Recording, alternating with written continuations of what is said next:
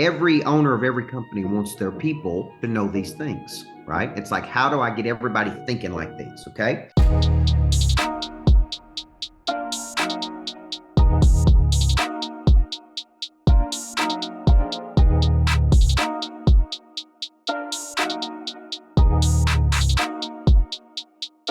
It's not the big that eat the small. It's the fast that eat the slow. Speed to opportunity wins.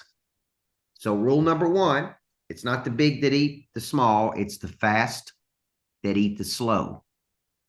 Okay. Speed wins. Now, what does that mean? How fast can we get to opportunity? How fast can we deal with the problem? How fast can we maneuver towards something?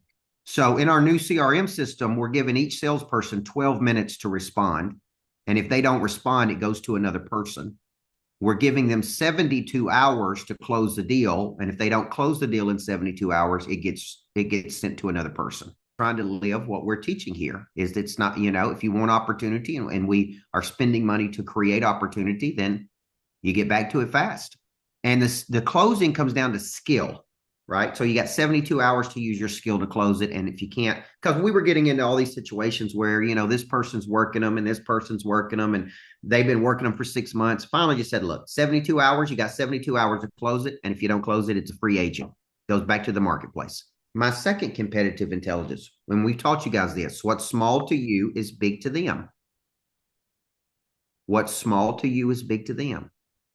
Okay. When somebody has a big deal, how you make a person feel is everything. Okay. Person orders, needs something and you don't respond to them, like speed to that as well. What's small to you is big to them. Number 3, when in doubt, take an action. There is no wasted movements. A lot of people wait for things to happen. They're very reactive. There's not a lot of proactive thinking. Okay. And reactiveness says there's a problem and then I'm going to solve a problem. Proactive thinking means I'm going to play offense versus defense here. Okay. I'm going to play offense versus defense. I ask a lot of questions in our team meetings. What's going on with this person? What's going on with that person? Like this person's disengaged. Okay. This person's not alert. They're not curious. They're not responsive. Like I really want to know what's going on with all of our clients. And it's intuitive on my part. It's like, hey, what's going on with that person? What's going on here? Because it's like, when in doubt, take an action. Like if they're not engaged, pick up the phone and call them. Ask why they're not engaged. Ask what's going on with them. See what's going on. Don't wait. Because I'm in the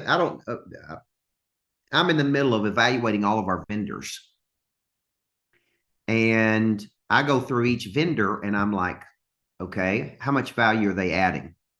Are they moving the needle or not moving the needle? Is it significant? Is it small? Right. And some of them are always on the chopping block. It's like, you know what? Every time we talk about it, that one's not really that good. You want to get a text daily from me, 5 days a week, activate and reactivate the prey drive, some of my best concepts, a little shot of Coach every single morning. I want you to text this number, text Monster Producer to this number, and I'd love to come into your life every single morning and get that prey drive activated. Let's go. Okay. And so when in doubt, take an action. Okay. Next one, check your ego at the door. Competitive intelligence is hungry. It's humble. It's teachable. We don't get our feelings hurt when people are give us counsel and coaching. We're hungry. We're humble. We're teachable. We check our ego at the gate. Okay. Next one. Make the big time where you are. Frosty Westenberg wrote the book, Make the Big Time Where You Are? What he's saying there is wherever you are, okay, this is a lost start. I started as an elementary basketball coach. And guess what I did? I wore a suit. I coached like I was coaching in the NBA. I made the big time where I was. And you know what? People noticed. People never notice people who barely get by or do the bare minimum of work or do just enough not to get fired. They notice people that stand out, that overperform, that over deliver. Those people are always awarded with opportunity. Okay. So it's like, how do you do that? We don't do the bare minimum. You make the big time where you are. You say, this is my position in life. My buddy's story talks about this. You plow the land and you show up every day and you work the land that you've been given, and you do a great job and you keep working the land. Next thing you know, you get more land, you get expansion. And the expansion may come in opportunity. The expansion may come, who knows where the expansion comes from, but it never comes to people who don't plow the land they currently have. Okay. So you make the big time where you are. Next one, each satisfied person should be worth 5.7 referrals. Service after the sale. Just an informal study of my clients. When I ask them, almost every one of them says this is where they do a poor job. They say they do a poor job of service and engagement after the sale.